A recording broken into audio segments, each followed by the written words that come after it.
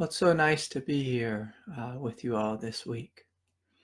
And a big happy Mother's Day to all the mothers, to all the mothers. And we'll speak more about that, but just a couple quick announcements. Let's see here. A big thank you for all those supporting the Sangha, supporting these broadcasts. A thank you to James, Shauna, Lisa, Ivy, Alia, Catherine, Butch, and thank you others who also supported this. And thank you in advance. I want to remind everyone about my Wednesday evening meditation group. Now, something is really powerful is happening Wednesday nights, and we're having just a wonderful time together. So much grace. Very similar to what we do here, but we spend our time in silence, and then I offer a guided meditation. And, some of the individuals have been reporting, in the group that they've been receiving this grace, not only during the meditation, but throughout the week, throughout their workday.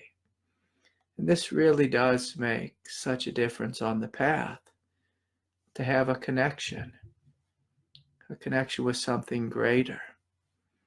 And that greater thing, is what I call the Divine Mother. And so it's a time where we are inviting her fully into our life so that she can have her way with us and show us a greater life, a greater expansion of consciousness and divinity. And of course, I encourage you in this moment, just to put everything down and to settle in and join me in just opening and receiving. Letting go of your day, letting go of your week, letting go of, thinking about going to work tomorrow or whatever it is you might be thinking about. And just showing up here fully.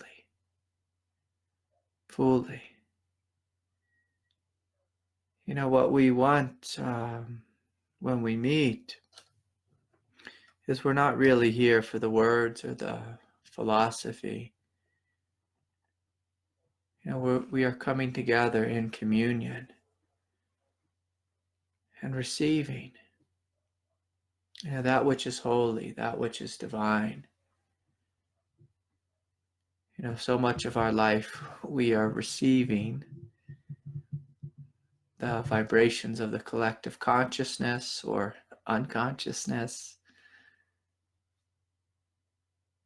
But let this moment be a moment where we stop fully and just open ourselves and give ourselves permission to be childlike, to be innocent,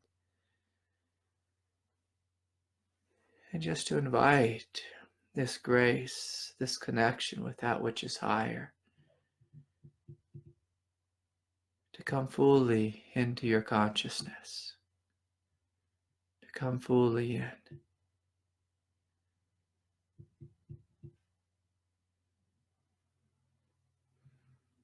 And of course, it's helpful, if you let your awareness, fall backwards out of your thinking mind. You just fall into the deep silence of the space of the third eye.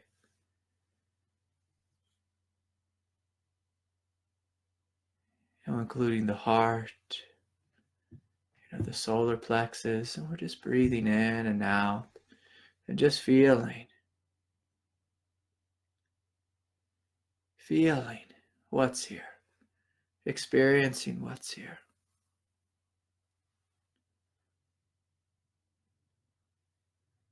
And so I encourage you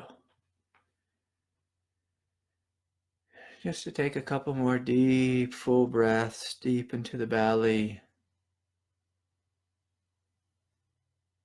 relaxing the pelvis, the legs, the feet. To sit and know you are sitting. To be here fully, to experience the radiance of your own being. And also, if you're sensitive, you may notice this descent of grace just coming into you. And I invite you just to smile a little bit in a childlike and innocent way, just knowing that the Divine Mother, she loves you. You know, when we go to church, we are taught to worship God. But no one ever tells us that. In her infinite compassion, her infinite love, she's worshiping us. You know, she loves us so much. Each and every one of you. Uniquely, specifically. You know, some days, sometime in modern spirituality, people have lost their connection to God, and they just connect with spaciousness or emptiness or freedom, which of course are the magnificent qualities of God. You know, that's God in the masculine form. Spaciousness, emptiness, philosophy, dogma, mindfulness, these types of things. But one of the things that has been forgotten in modern day spirituality is to be receptive. You know, this is the feminine side of God. We are receiving that which is greater. Even as I say these words, you know, I can almost feel my heart skipping a beat. You know, as I open and receive, you know, I feel myself flooded with grace. And so join me in this receptivity. Join me in this love.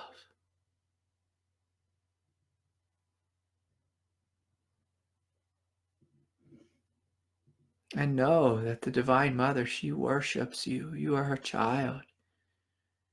She wants to flood you with grace, with light, with love, with happiness and joy. She wants to heal you from the inside out, transform you, show you a greater way of being here on planet Earth. You know, because I have a 5-year-old in the house, I also have a daughter who's going to be 18 this week, but I'm going to lose her real quick. You know, she's going off to college, but you know, this experience of being a parent, you just love your children so much, so intensely. And you know, the same is true with the Divine Mother towards us. It breaks her heart to see us fall on our face and make mistakes, or you know, be what's the word I'll use here? Egoically challenged. You know, it breaks her heart to see us be arrogant and be lost in our minds, and to put up this wall between us and her. That's one of the most heartbreaking things you can do to your parents, is to ignore them, to deny them. And for some reason in modern spirituality, you know, I think it's mostly because people have had trauma with certain men who've, and sometimes women, who represent God, you know, like priests or pastors, and you know, who've been dogmatic and judgmental and righteous. You know, when sometimes I go to church, and sometimes the priest, it just seems like he's like angry and grumpy and judgmental, and this is when masculine spirituality goes wrong. It's too philosophical, it's too focused on the rules, it's too focused on, what it says in a certain book. But if we truly open to the Divine Mother, it's all about love. It's about receptivity and compassion and saying, being childlike, being humble. It's the opposite of being judgmental. It's the opposite of putting walls up or thinking out of arrogance. And so let us, commit to this path this day to make sure that our spirituality is a balanced spirituality. I encourage you to know vast, spacious freedom as the space of your own mind. I encourage you to be mindful and know the teachings.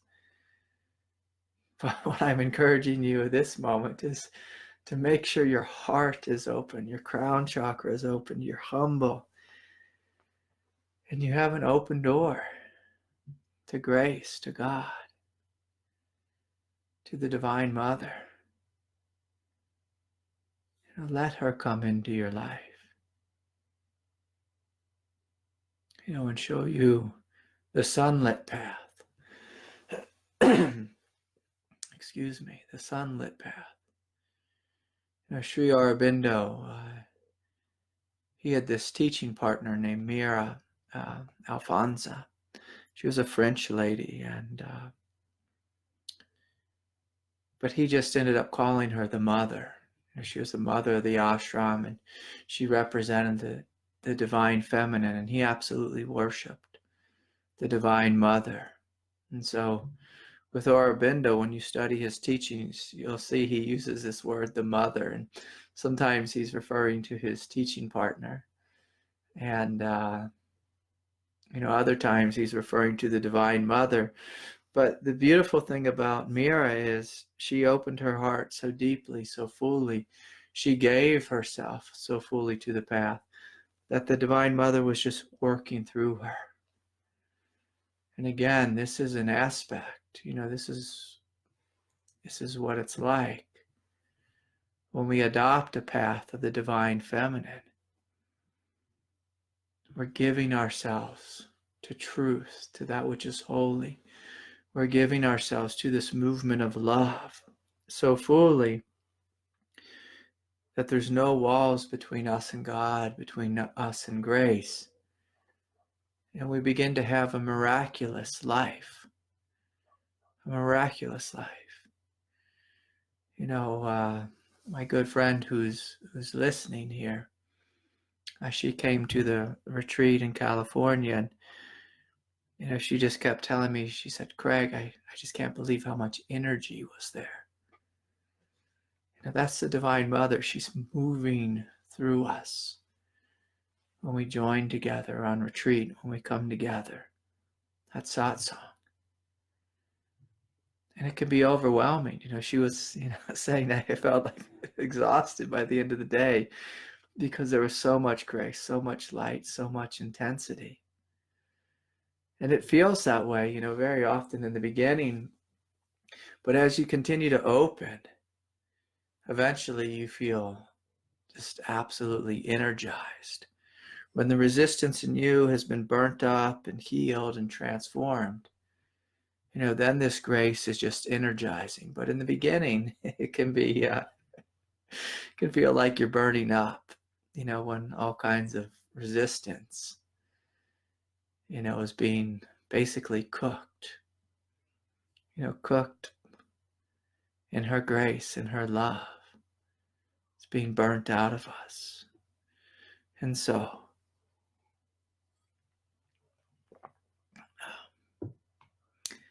I can remember this teaching, that I heard when I was studying out at Tara Mandala. That's a Tibetan Buddhist center, about an hour from where I live. And I used to volunteer out there, and my wife, she lived out there for a while on the land, and we'd go on retreat there, and it's a really magical place. And, normally in Buddhism, they don't really honor the divine feminine, too much, but the the beautiful thing about this particular center is it's run by Lama Tsultrim, and she was actually the first Westerner to become a Tibetan nun back in the 60s or early 70s. And she's made her whole life, dedicated to the resurrection, of the divine feminine in Tibetan Buddhism. And so I, just fell in love with her teachings, because, I grew up in a path of the divine feminine with my teacher, David. We studied Aurobindo's path, and it was, all about the Divine Mother. That's who we would pray to every day. And so when I was out at this, Tibetan Buddhist temple, all the people there, they used to say this silly thing. It actually used to drive me a little crazy. I thought it was silly, but, after a while I sat with it and saw how powerful it was. But they used to say this, that, remember, all people, you must be kind to them. Because in a previous incarnation, they could have been your mother. And I always thought, oh, wow, that this person who I'm struggling with or who's given me a hard time, I should respond with kindness and compassion, because there may have been a time in history, when they took good care of me, when they raised me and nurtured me. I've said this often, that I think being a mother is the most difficult job on the planet. And most of us, we didn't get, like the mother that we probably wanted to get. Some of us are blessed with having great mothers, but many of us have had mothers who maybe they didn't know how to be a mom. Because I've worked in counseling, and I've worked with so many different people, I've met many people who, who are children, say in the 50s and 60s, and there used to be this thing that, white men in lab coats who called themselves doctors, they used to say, when a child is born, you should just ignore the child. Ignore it. And, so it doesn't feel too special or too important or get too attached, or so it can develop really good independence. This was a teaching back in the 40s and 50s, and it's just a terrible teaching that these, I bet those white male doctors came up with this idea. And so then later on, maybe 50 years later or 60 years later, I worked with these individuals who, told me they had just so much trauma with their parents because they weren't picked up. They weren't told that they were loved. And if you can imagine, I've met, some of the moms, like the grandmas, who are taught that, that you're supposed to just let your child cry. You don't pick your child up.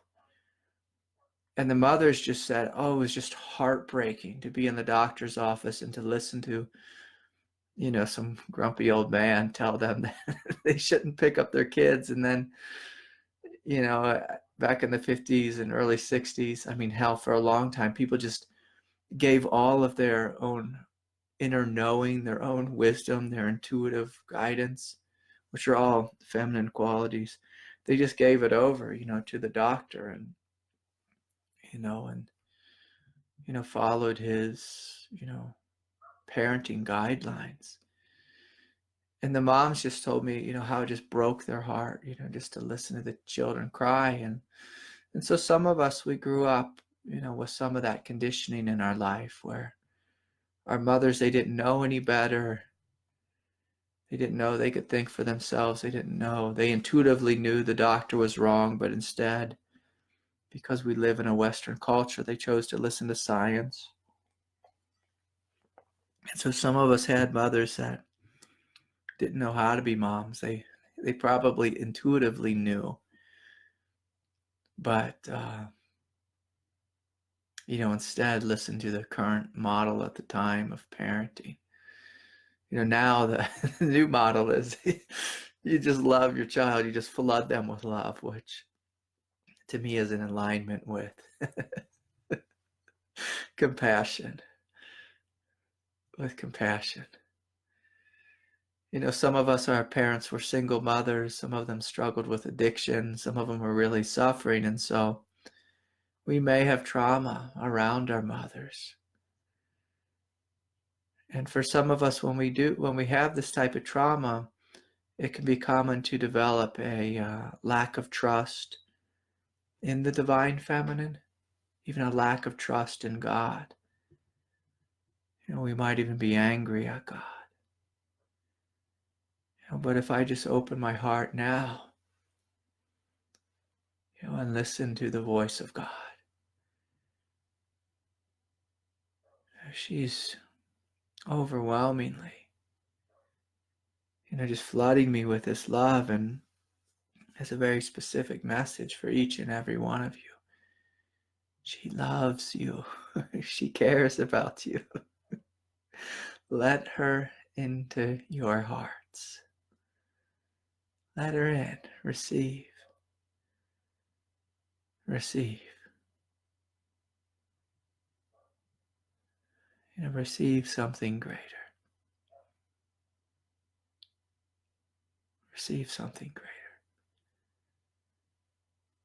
Because it's here, and it's always here. This grace is literally always here. And so you have a choice. You can live in a way where you close all your chakras and put up a wall between you and God, between you and life, between you and the environment. Or you can open and receive. Open and receive. The great Ramakrishna from the Indian saint, he lived in the last century. He was Vivekananda's teacher. He actually lived in the century before as well. But, he used to say, all women are mothers. All women are mothers. Just respecting their divinity. Respecting their hard work in the world. And it's, I'm certain that women work much harder than us men.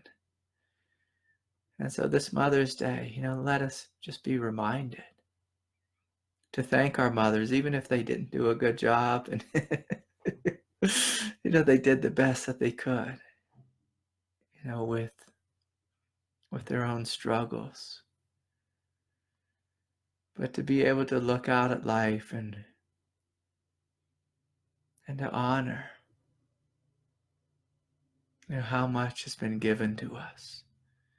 What the Buddha called this precious human birth. All of us came into this world through mothers.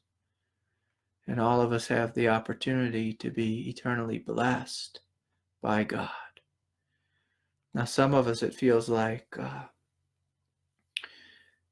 that God is raining down, challenge after challenge after challenge.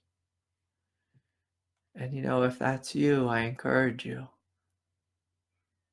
just to acknowledge that we are born into an evolutionary world, which is just inherently difficult, like the Buddha said. But then ask for help. There have been so many times in life when I've been deeply, deeply struggling. And I'll just say, God, Lord, will you be here with me? Will you hold me? Will you love me? Will you give me the strength to go forward? And then right away, I just feel this grace coming into me, holding me, and giving me oftentimes just enough strength to get through this incredible challenge, that we call life. And so anyways, I have a bunch of questions here, but I'm just going to look at the comments.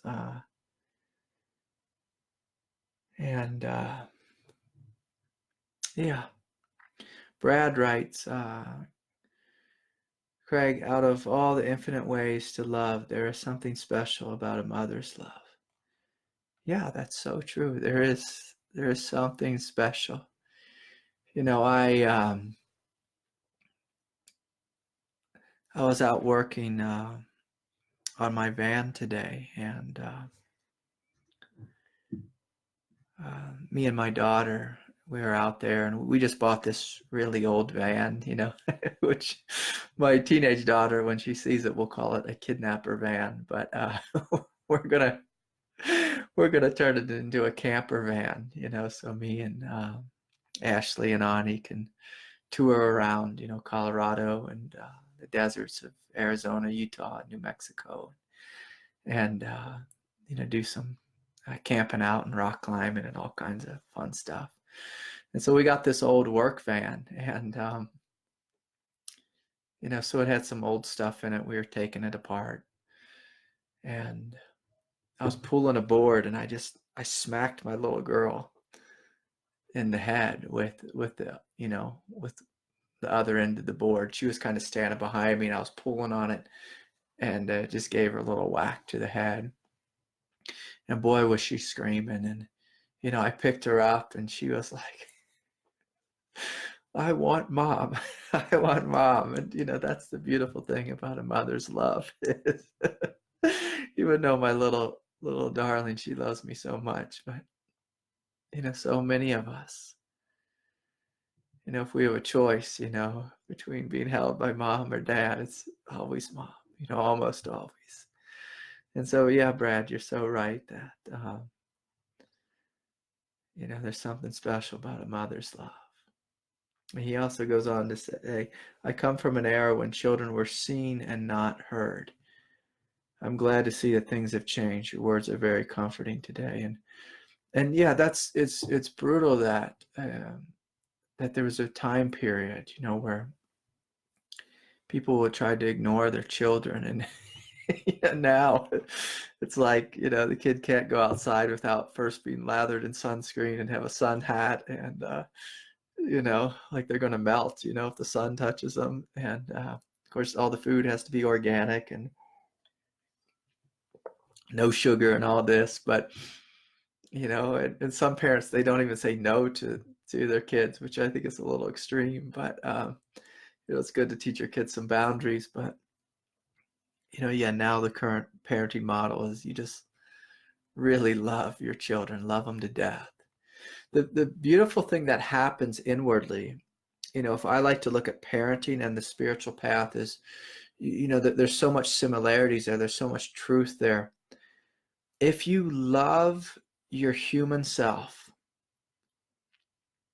and develop healthy self-esteem, if you love your egoic self and you speak to yourself in a very kind and loving way and forgive yourself, it's so much easier to then, develop a healthy ego and let go into a greater spaciousness, peace, and freedom than if you do this other thing where, like in the olden days on the spiritual path, you would always attack yourself. You attacked your ego. You went to war with yourself. You thought of your human self as dirty, as wrong, as vile. Your, like world of desire, and of course, there's all these monastic traditions that just thought that desire was wrong, that any human quality of you was wrong. And when we have a spirituality that's always attacking our humanity, what happens is we develop a very strong neurotic sense of self. The ego doesn't dissolve through being attacked, through being judged, through being ignored or denied. The ego actually becomes stronger. But there's this beautiful thing that happens is if you love your human self to death, it is so much easier to let go of that human self and dissolve into your absolute divine nature. Because when the ego is healthy, when you have healthy self-esteem, there's no inner confusion and struggle. You don't have a strong critic. You don't have wars going on, in your mind. You don't have multiple voices fighting with each other. When you love your ego in the most compassionate way, and you have healthy self-esteem, the mind becomes silent naturally. The heart is naturally open. It's easy to trust in God. It's easy to let go into something greater. But if you're eternally berating oneself, which is like old school spirituality, your ego becomes entrenched and develops neurosis. Actually, it forms, like it splits into all these different parts. And those parts tend to fight with themselves. And so this took me many years to learn on the path. That's why I'm such a big fan of psychology, just healthy, learning a healthy sense of psychology, and then, speaking to yourself in a kind way, in a loving way. And when you have two good, loving parents, and those parents are loving and kind to you, you grow up and you don't have a big fat ego. You just have a strong, healthy sense of self, and then it's easy to trust and open and let go. You're not going forward with fear.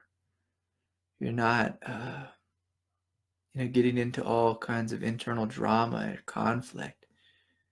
You don't have to do that because you're already healthy. You have your stuff worked out. And so if you didn't have perfect parents, I'm going to encourage you to learn to love yourself fully. Learn to love yourself fully. Okay, so a lot of questions here.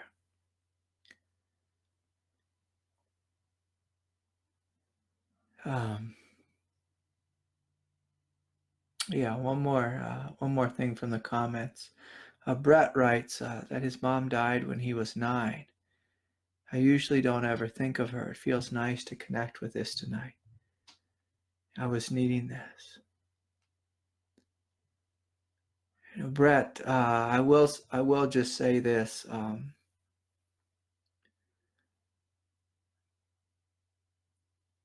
I feel this incredible presence just smiling down upon you. It's actually going to bring tears to my eyes here.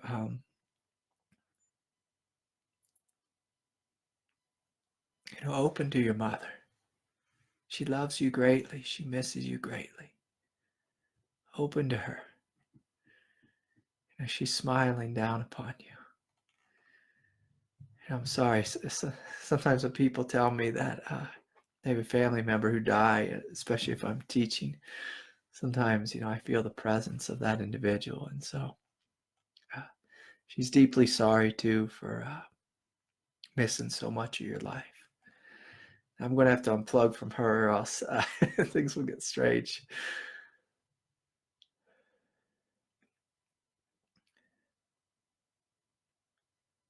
Yeah, so Brett, just open and receive.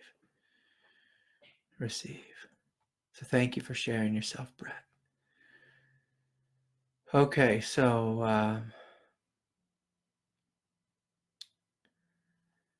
here's a question from Anna in Australia.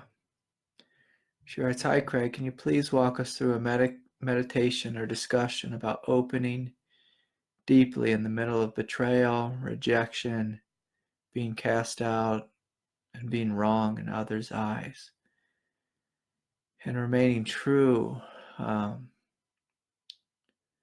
authentic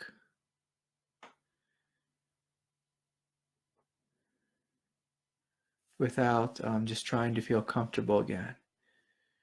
She writes, "I guess integrity and being fully willing to be not accepted in this moment comes to light, a full willingness to fail at being enough or being right in someone else's eye and not moving in that. Yeah, Anna, hell, all of us on the path, at one time or another, we've experienced great rejection and betrayal. There was a period on my path, actually it was not too long ago, maybe just a handful of years ago, when I felt rejection coming at me in every direction. Every direction, from my kids, my community. It's actually one of the few times I had a disagreement with my own teacher, with my partner, just with friends, family. Just it seemed like it came in every direction. This intense betrayal.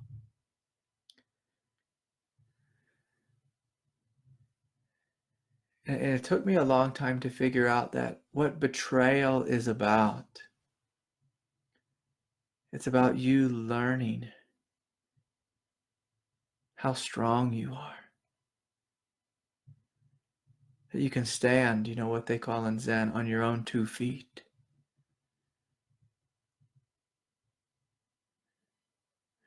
And so sometimes God has to show up in the form of people who maybe they're close to us, maybe they're not.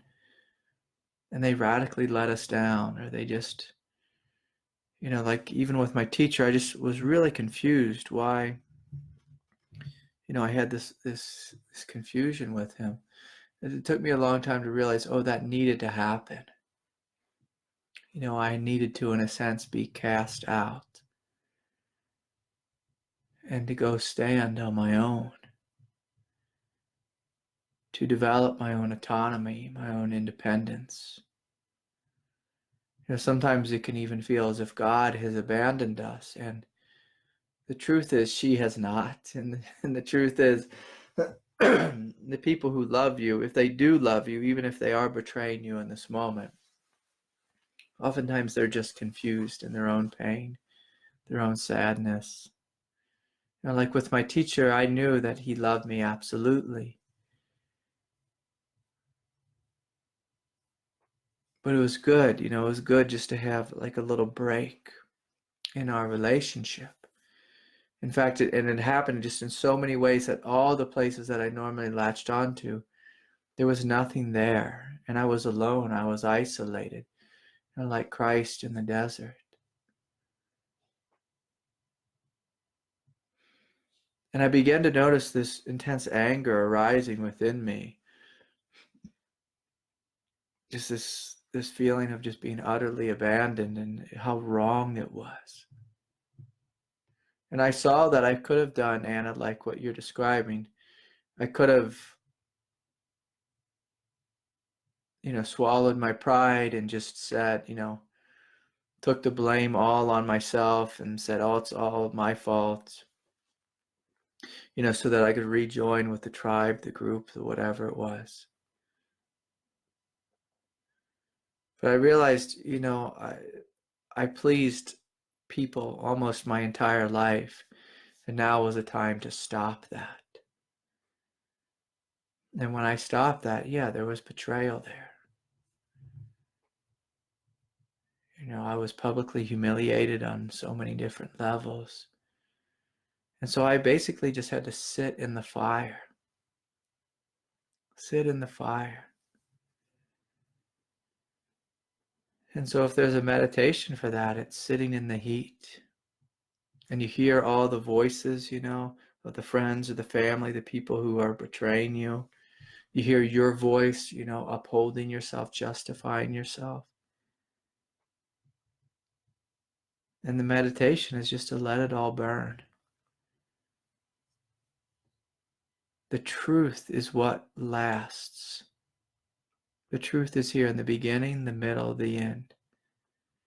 All of us are sitting in vast, spacious emptiness eternally. And all of us have this indestructible power in our heart and deep in the belly. And when you're betrayed, God is inviting you to discover, one, a peace that has no end, despite the betrayal, and two, a strength and a presence that has no end. That there's something here that cannot actually be harmed by betrayal. There's something here that cannot be harmed.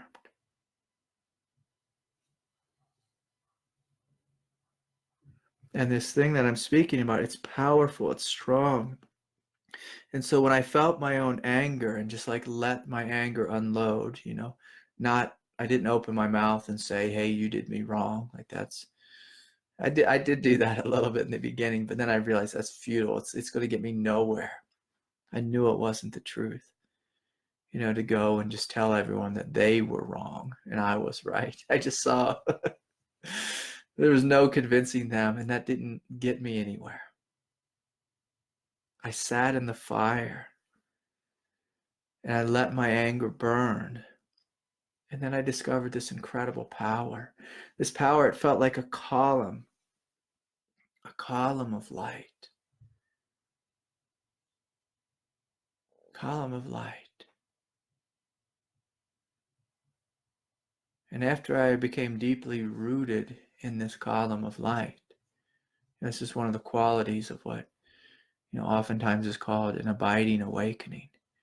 You feel deeply rooted, that there's something in you that's indestructible despite all the pain, sadness, chaos of life.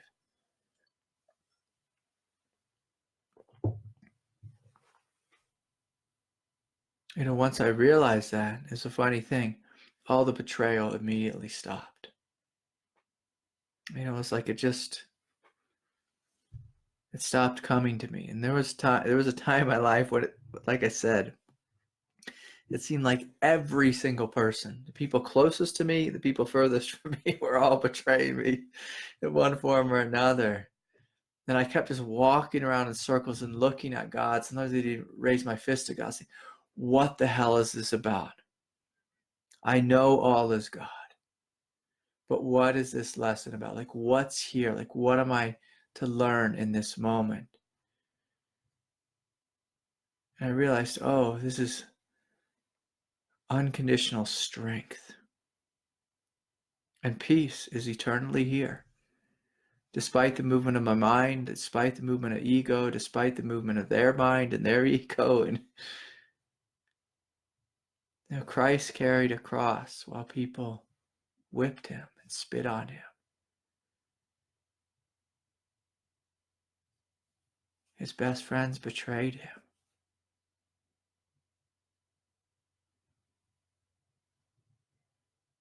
And yet he knew that God was with him. He knew. There was a moment where he fell on his knees, It's like, God, you left me, But then he took a deep breath and he reconnected. He reconnected. And the funny thing is like now I can look back on that betrayal and it's easy to forgive the people. And I see that they weren't actually wrong. What was really happening in a non-dual sense, God was using them to betray me so that I could learn something greater. And I saw that this was an aspect of God's infinite compassion and mercy. Even though at the time it's like, geez, this is the worst experience of my life. It was the worst experience of my life. And so, anyways, okay, a lot of questions here.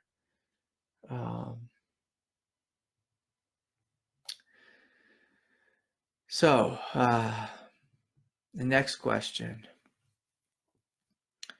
Here's a question from Jennifer. And she's writing about kundalini energy. She says, Craig, will the energy that sometimes seems violent from the kundalini energy ever go away? Yeah. And so, I will say this, kind of steering it back to teachings on the Divine Mother. Kundalini is a she. Kundalini is it's a movement of God birthing herself into form.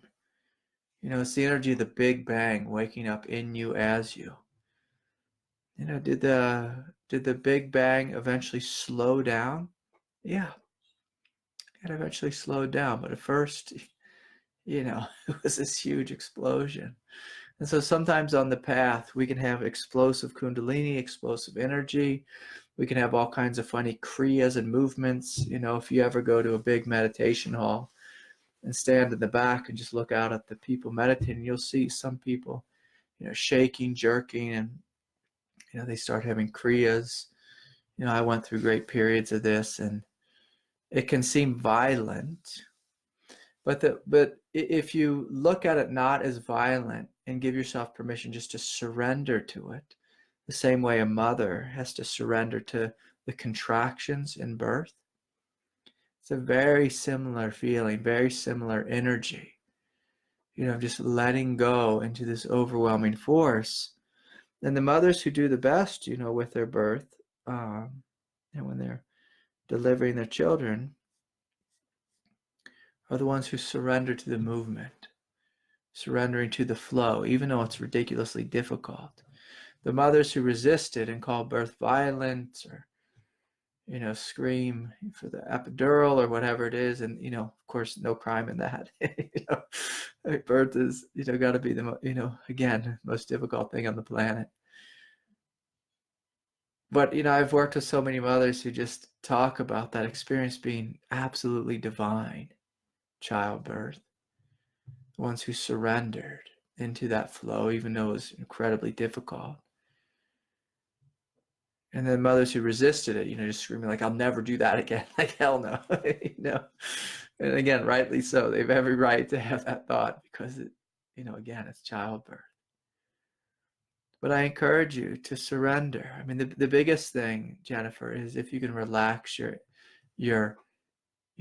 egoic nervous system. If you relax the egoic nervous system, the kriyas will probably intensify for a short period of time, and then they will integrate much more quickly. If you fight with it and get nervous about it, if your body is tense, then the kriyas will become more intense. Because basically, as your nervous system is relaxed, if you're happy, at ease, and peaceful, all your chakras will be open.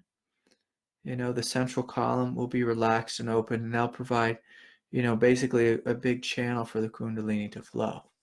If you are tense in any way, that constricts, and then the pressure of the kundalini will cause the body to jerk. And the kriyas can go on for, 3 years, 5 years, 10 years, versus the more relaxed you are, they will intensify for a short period of time, and then they will quickly integrate. So that's a beautiful question. And Jennifer, that's something I normally work with individuals, like during my work week, during sessions, where I help you to learn to relax. I teach different skills. So meditation, light, gentle yoga, that type of thing can be very helpful. Anything you're doing to relax your energy body.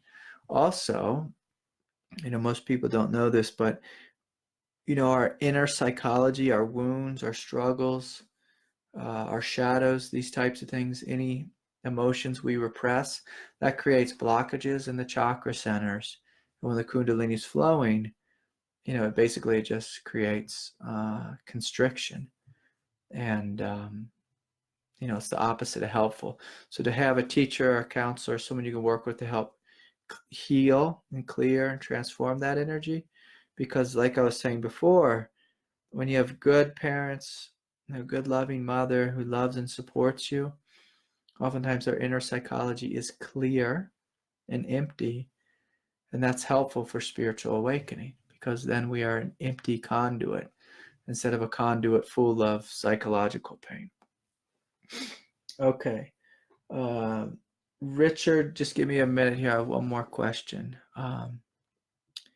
This is from Justina in North Carolina. Hi, Craig. After a recent meditation, I started to feel a kind of grief and anger towards the divine for causing suffering in myself and others. I realized I have trouble trusting and surrendering because it's hard for me to believe that God is good when there is so much suffering. Well, I know that intellectually there must be some reason for all of this, such as we are here to grow and evolve through suffering.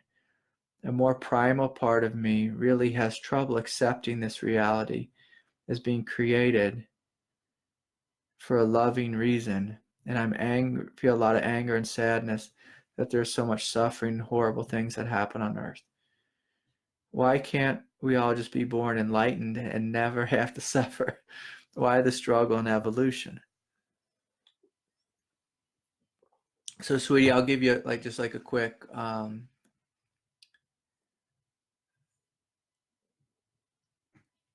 response.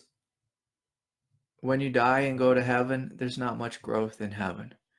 In heaven, it's just like being enlightened. You're free. There's no great suffering in heaven. And so all of us get to live in heaven, for eternity, if we like. If we like. But God also made an evolutionary world. And for the same reason on a Sunday afternoon that you might, just be relaxing and melting, into the big blue sky or the stars above or whatever it is. And at some point you might get bored and go put a movie on. And a movie, you see, it's the hero's journey. It's someone going through a life, a struggle, a challenge, and we get to have this experience of evolution. And so whether you like that explanation or not, I'll tell you, when you go to heaven, you'll be free of suffering. But here on planet Earth, it's an evolutionary world, and so each of us are divine beings, and we get to have the experience of living in an evolutionary world. Now, you are welcome to argue with God till the cows come home. I've spent good parts of my life arguing with God about this world, but then I just realized, what would happen if I didn't argue anymore? What happens if I just jump fully into this life? And then this childlike innocence woke up within me. And I'm actually quite happy to be here. Quite happy to run around and get in a little bit of trouble, to make a garden and climb mountains and fall in love and have my heart broken and then fall in love again, or do whatever it is us humans do. And so I encourage you, sweetie, just to let go of the fight and to open your heart and give yourself a chance to be loved. See if God can take your pain away. Crawl up in her lap and see if you can discover what Christ discovered, that heaven is here all about the earth, yet no man seeth. You be the one, Justina, who sees it, who realizes it. And then you'll laugh hysterically, like I did. And you'll see it's not nearly as bad. And yet it is terrible too. When I first started waking up to this, I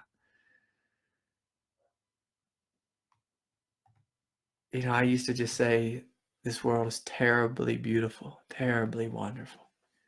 There's terrible things happening and then utter beauty, and it's this incredible paradox. And so life here on planet Earth, we have an opportunity to live this utter paradox. But the why, well, that's an argument with God. And when you go to heaven, you can ask God. But when you get there, I bet you won't even care. You won't even care. You'll be sending love in every direction. Okay, so is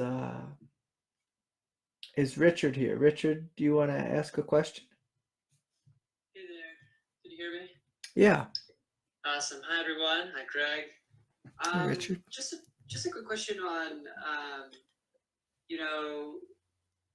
not only just in relation to kundalini, but just the energy body in general.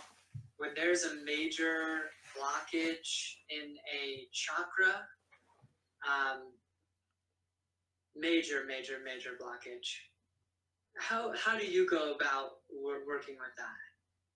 Yeah. Well, it's always through love, Richard.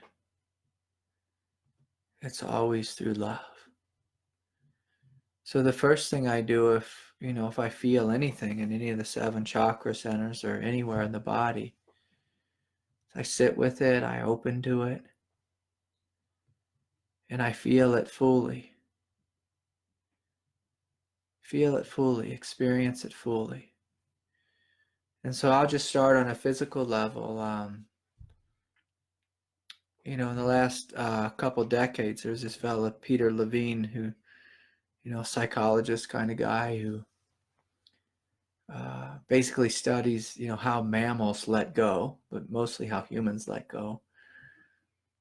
And the way we're designed is if there's any pain within our mammal body, the way our particular nervous system is designed is if you feel it fully,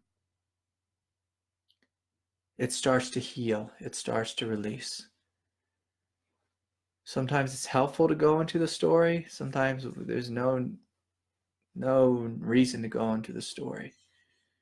The most primal level, and Justine, I'll say this to you too, sweetie, because this is one of the ways we let go of this, great anger at God, is to feel it fully, to acknowledge it fully, to allow the anger, the sadness, the grief, the rage, let your body shake, let it tremble, cry it out. And just as a mammal, this is what we do. Now, humans, because we're more complex than just, like a dog or a cat or an antelope or whatever it is. So many of us, we try to feel like with our head or from like some like psychologically, I'll use this word, manipulative place or well-intentioned place. What I invite you, Richard, is to, you can even do this now, is just to close your eyes and just tell me which center is it, or where do you feel it? It's in my hara. Yeah, deep in the hara. What's the feeling? Massive contraction. Yeah, beautiful. And so, almost everyone on planet Earth has a massive contraction in the hara. That's is basically an argument with God. Saying, I don't want to be here. I don't feel safe to be here. I'm scared. Like some kind of, why me? And it's a willingness to feel that contraction. And so right now, I invite you just to feel like the texture of that contraction in the most innocent way. In the most innocent way. And so if you feel into it in an innocent way, what emotion comes forward, with that contraction? Like, what's the emotion that's at the core of that contraction?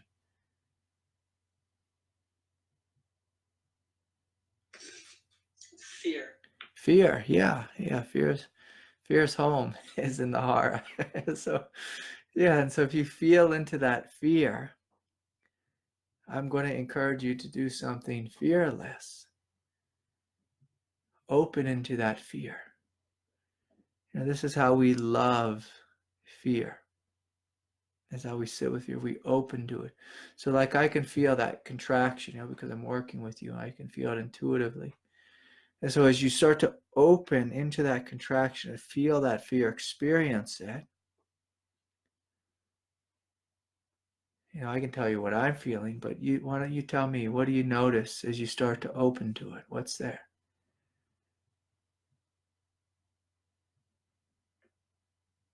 me, there's just kind of a fullness and an intensity. Beautiful. Yeah. Fullness and an intensity. And see, now you're starting to discover the truth of fear. The truth of fear is its intensity. And as you open to it more, if you notice like what intensity is, it's intense light, it's intense feeling. There's this intensity here. Like all energy is basically light. All energy is Satchidananda. If you open into it. And so that requires we let go of the mental story of what it is, what it's about. It's scary, it's not scary. If you just open into it the same way like you and I might go for a ride on a roller coaster and just feel the intensity. And instead of like clenching tight, go for that roller coaster ride and say, wow, wow, this is really intense. Like, wow, wow. And just start to allow that wowness of fear to unravel. Then you may start to feel like rushes of energy, overwhelming feelings. Sometimes if we have a real strong psyche, there may be old memories that come forward, or flashbacks, or that stuff can happen. And you just sit in this wow, feeling it. And again, the more we open to this, we start to experience what the Buddha called the groundless ground. It's like an intensity of openness. It can feel like we are free falling through space. And it's exhilarating, to be honest. It's exhilarating. This is the energy of life itself. And Justina, to include you in this is where anger dies and true oneness with God, where you jump into life. It's you're giving yourself permission to fully incarnate. It's this absolute yes lives in this intensity. The ego will mask it with an absolute no, but once you open to that no and you give yourself permission to feel it and to jump into it and say, do I actually have to be afraid of this? Do I actually have to be frightened of this? Can I just feel and let go in this? You discover there's this eternal, like screaming yes, the aliveness, the brilliance, the fullness, like Richard was describing, of life in you as you, with no separation. And it's beautiful. It's absolutely beautiful. And so, Richard, I'm just looking at the time and realizing, I should probably be done here. But how are you feeling, my friend? Yeah, I'm feeling good. That was great, and I really appreciate it. Thanks, Craig. Yeah, of course. And see, the funny thing about when we work with our energetic body is like your ego will tell you, like, there's an intense contraction here, or there's something really wrong, or something wrong with me, or this is something I cannot overcome. But, just like Richard was displaying, is if you give yourself permission to be, what a lot of people call vulnerable, it's what I call normal, but just open with your experience and feel it fully, you notice like right away that whatever it is you were afraid of or frightened of or fearful of, it'll start to break. It'll start to open. It'll start to unravel. And you realize, oh, my egoic definition was an illusion. It wasn't the truth. It wasn't the truth. There's this greater truth here, this greater light, this greater love and freedom. If I just sit and open with what's here. And so, Richard, thank you so much for sharing yourself with us, this evening. Thanks for being brave enough to ask a question. And see, this is what's required, is a willingness not to listen to our mind, not to listen to the story, but just to open and feel what's here.